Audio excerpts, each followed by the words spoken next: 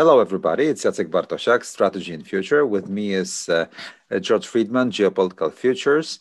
And today, surprise, surprise, we will be talking about the book we are writing together. Hi, George. Hi, how you doing? I really want to talk about the book. I think, and not listen to you. Yeah, I'm fine.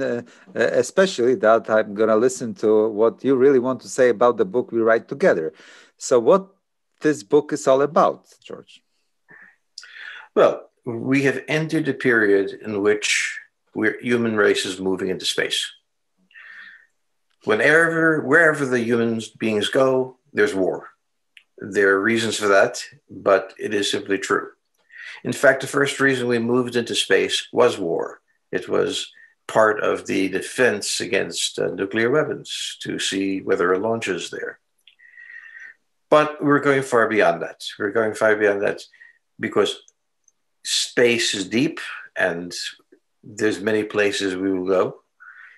And also because the businessmen have found out about space. And particularly American businessmen like Elon Musk is dreaming about what money he can make and how we can change the world. So when businessmen get involved, and it's no longer simply a government project, now it's serious. War and money, what else is there? Exactly. When there is war and when there is money, there must be strategy. And where there is movement and the domain, like sea or air, or there must be strategy. So what shall we say about strategy in space? How to approach it? Well, I will argue that the first question to ask is technology. What can we do in space? Then to think about what should we do in space, and then imagine the technology that can do it. Okay? So right now, most of space is orbiting the Earth. And from that orbit, we watch the Earth. We help navigate, we help communications, things of this sort.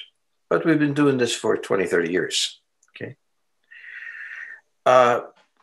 Obviously, anyone who wants to go to war with a space power like the United States or China must blind them first. They must not be able to see what's happening. So they have to destroy their satellites. Well, that's the first step. Then they have to defend their satellites. And then they have to attack the bases on Earth that they're destroying their satellites. So there have to be some sort of technology in space that will destroy them. And we have to go thinking through the logic of why we're in space in the first place, what we do, and to understand that we're not yet anywhere close to a coherent strategy. We're at the point where we need one.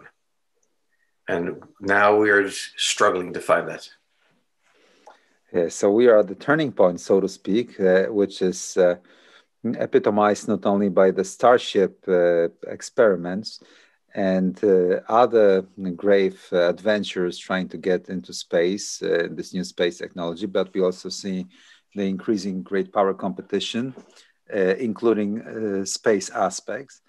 And as you can imagine, because this is a book that we write together, it's not that someone is writing a separate chapter, another, the second is writing another one. We just need to debate what we write. So sometimes it's really a long debate, George, right? What we are really wanting to write now. Well, we have one crucial difference. I'm an American. As an American, I lived through the Cold War. And having lived through the Cold War and as an American, I have a certain sense of what space looks like because we went into space and the Soviets went into space. And this was the beginning. You're Polish. You take a look at the world from a European point of view. And I don't think the Europeans have any idea what space is about or any intention of getting involved. There are some obvious space powers, China, Russia seems to be, the United States, of course, but some even smaller ones. We just saw the United Arab Emirates launch a rocket to Mars. The United Arab Emirates are launching rockets. And Israel is a very serious power, not yet in space, perhaps, but very close to it. So one of the things we have to do is decide two things. What countries are we talking about? Because these are national programs and it matters. And we can't talk to anybody. And what are the phases? Okay, what are the countries we are not talking about yet that will be a factor? So it is not simply an abstract book like Clausewitz wrote on war without really specifying, which war he has in mind. For me, less than for you, for me, this is an American problem. I had a son who was in Space Command. He left it recently. So it's a personal problem. For you, you're living in an area that has not yet come to terms that history is not ended. That has not come to terms with the fact that wars go on. And as Leon Trotsky put it, you may not be interested in war, but war is interested in you. So mixed up with you can't think of strategy except in terms of the combatants. You can't think about it without thinking about technology. So it becomes a complicated book with two people who are both from the Western world, but see it in very different ways. And this is going to be something that will be complex, which we already are arguing over. I mean, we've had real discussions over what China is capable of, what China is doing, and so on. And I think the interesting part of the book will be the fact that we come from the West, but from very different parts of the West. And that has to be not reconciled, but displayed. Yeah, I fully agree. And I'm even going to ignite this argument that you raised. I am really I live in the congested Eurasia. George, you are the son of the world ocean, so to speak. And that gives a different perspective, even if we talk about space and space capabilities. So who knows? As we put in the book, and this is a question mark, maybe the space domain someone in the future will settle the old scores between the continent and between Eurasia and the United States as a global sea power, main global maneuver force. But this book is not only about war itself and purely militaristic perspective. It's because, as George rightly put, the war is embedded into the human endeavors, into the economy, into the marketplace, into the making money process, strategic flows. We marry the concept of war and the human endeavors. And we really debate this extensively because we think that it is true that we are entering the era where it will really matter. What do you think about it, George? How would you answer to that? Well, the United States really entered that era in the 1960s, when the problem was that how much time do you have to respond in the case of a Soviet missile attack? Okay. So we had radar stations, but they didn't give enough time. So we invented satellites whose purpose was to detect a Soviet launch and give us an extra 10 minutes, which to respond. And this was the beginning of that. This was the beginning of the militarization of space. And afterwards, in Desert Storm, space was very vital to the United States because our reconnaissance satellites were able to pinpoint targets that cruise missiles were going to hit. They could see deep. Almost all of our communications during that war ran through space. Right? So when we think of it, we have not yet used weapons to strike Earth, okay?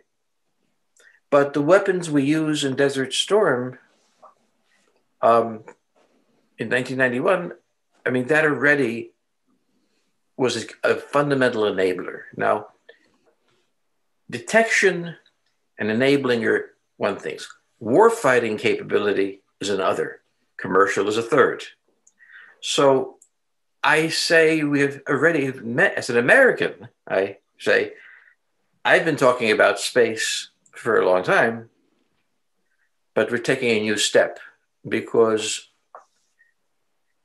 assuming a hypothetical war with China, the beginning will be an attack on blinding the other in space, to take away its communications, take away everything else. It begins, it's a Pearl Harbor that begins in space, as everybody talks about it. So can we do it? Well, you won't know until after we try. And can the Chinese do it? Well, they've said they can, but we don't know. But here's the thing, we're going not into space for the first time, we're going to the second phase.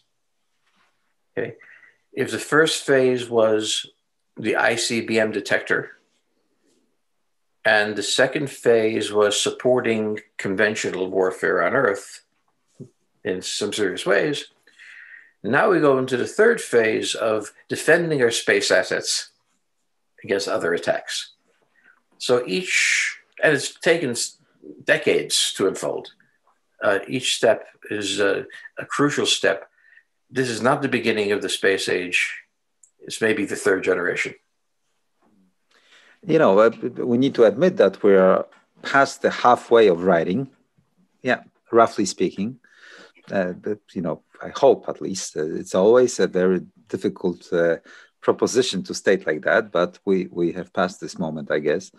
And I would add that it's not only about war in space, but also space imposing on Earth in terms of warfare, Earth imposing on space in terms of warfare, strategic flows between the two, celestial lines of communication, physical and non-physical, the interactions between them, strategic correlations that are implicated in that, and the technological breakthroughs that take us to the new ultimate domains and the new breakthroughs that create new regimes of warfighting and strategic considerations.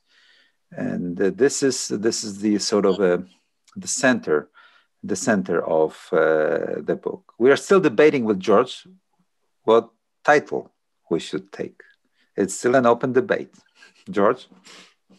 Well, in the end, the publisher will have a great vote in what it'll be. But you mentioned the concept of strategic flow. It's just something you introduced, and it is central to our thinking about the world. You've really persuaded me of its importance. I think there's a concept that for most people, they would have no idea what you're talking about. So if you would take a few minutes to explain what you mean by strategic flow, maybe I'll learn something more about it, but everybody else should hear. Okay, so I need to get started by turning to philosophy. Motion is everything in our lives. We move out of our apartments, we walk, we go to our working place, we share our division of labors, we share our tasks in society, in the family, at school, everywhere. And we do it because we are different and because we move. We move in terms of our professional careers, we move because we commute. It's all about motion, because there is a division of labor, division of values, division of everything. Otherwise, no organism works. The problem is that because of our different productivity, different of organization, better or worse discipline, methods, and of course, geography, we are more or less productive. We deliver more or less values in terms of the implications for the material world. And also between the nations and civilizations, the world and globalized world especially is cooperating because of strategic flows. Strategic flows in terms of geopolitics it's the essence of geopolitics is the movement of people, cargo, goods, technology, knowledge, data, information and military power projection. It has to move from one place to another on Earth in order to have the value or political importance, economic or political importance. People make an agreement, nations make an agreement how those moves are made and through which places. They make this decision either in a political agreement called, for example, NATO or United Nations or GATT system or WTO system, right? Or European Union system, or they do it by force in war, like Normandy invasion, right? Or Barbarossa, or sending the force caravans or Spanish ships traversing the Atlantic Ocean. It's all about connectivity. When you have the connectivity, you can make money because you move your things. And the United States, after the Second World War, created a system of the freedom of strategic flows. I think that was the reason why the United States won against the contained Soviet Union. Containment strategy was all about containing Soviets so that they could not freely engage in freedom of strategic flows with the rest of the world. So under the weight, they succumbed, they collapsed. And then the globalized world was an ideal marketplace.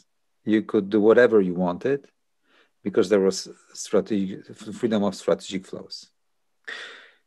And this is the concept that makes, it seems on surface that it's people equally profit, nations equally profit, but it's not the truth. Because of geography, different organization, different social cohesion, there are nations and peoples that profit more or less. But this is the epicenter. Frictions and flows imposed on strategic flows is a source of power. For example, Iran deal sanctions related. It's the friction on strategic flows. Iran cannot sell oil on market, right? And so SWIFT, money movements, freezing assets, financial assets, right? And so on and so forth. This is it. This is the power in the world. And the same will be in space. Starship might create the new connectivity, which is more efficient, cheaper, better, more frequent. Satellites, new generations, something which is cheaper, better accessible for more people, larger volumes, right? Also, information became a commodity, and flow of information is also a huge strategic flow because that makes money. And where there is money, there is an argument. And where there is argument, there is war. So in a very maybe clumsy manner, under the pressure from your end, I just explained roughly what strategic flows mean. And this has been with us since the first attempts of recorded history of humanity, I think.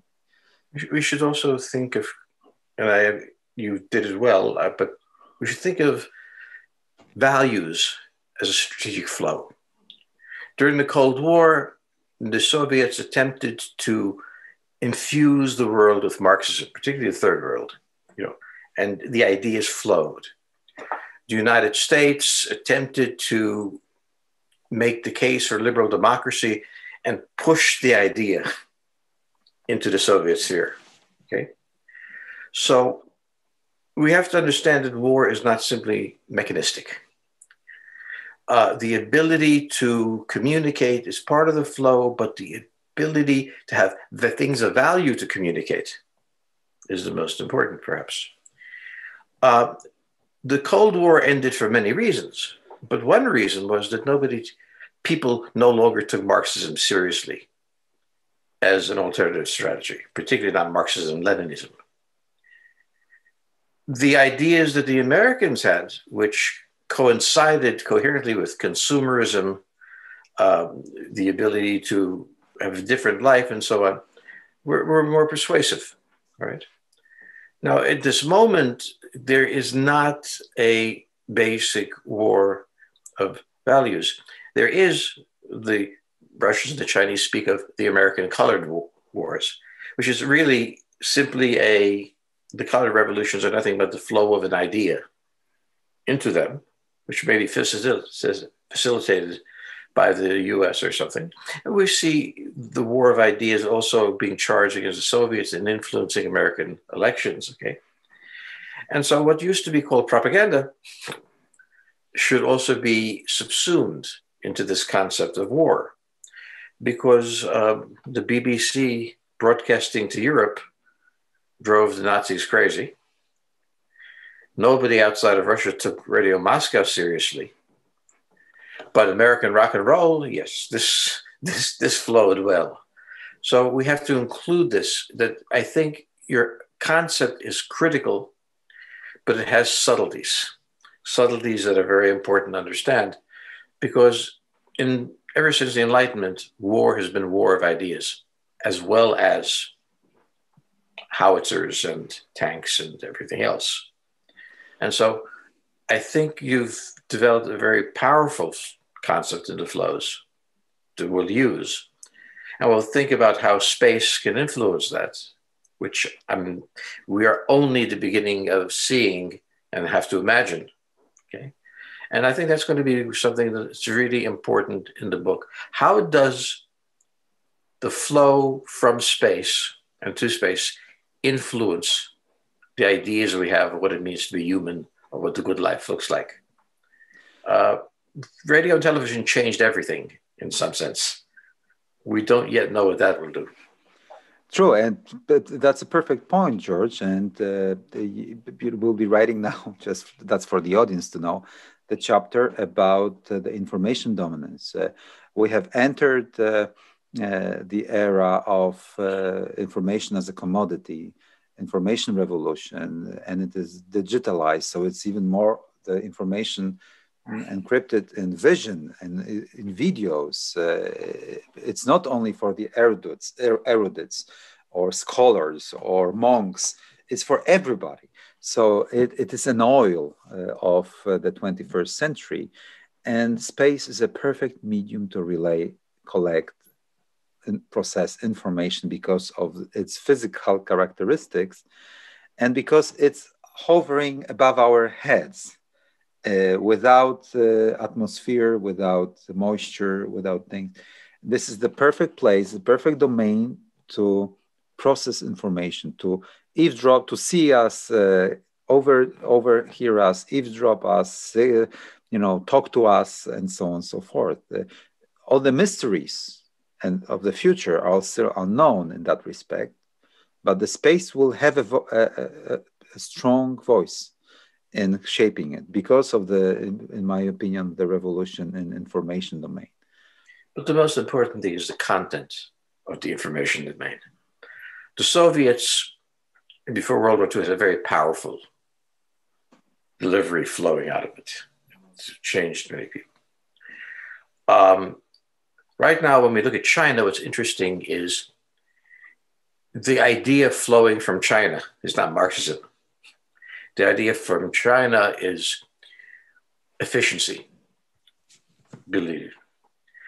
From the United States, the argument is basically one of human rights, if you wish.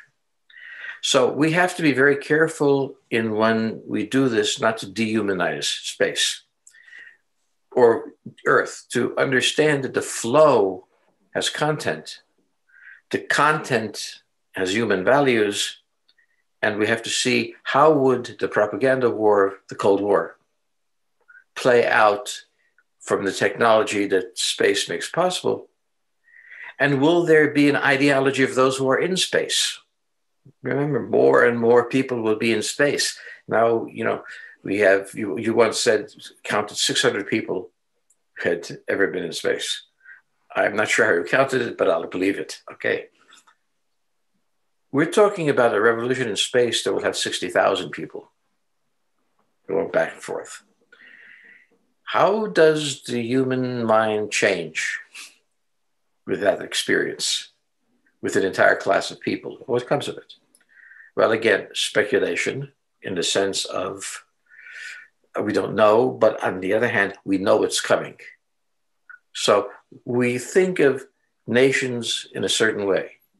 Is this going to be, in some sense, a separate nation?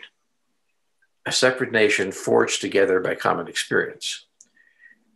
This is far in the future, but it's not trivial, and will begin influencing the world quickly. So we will have to be talking about that in the book, and we will talk about it in the book, and we will argue over it on the way to finishing the book, and it'll be done. True. And I think we will put, we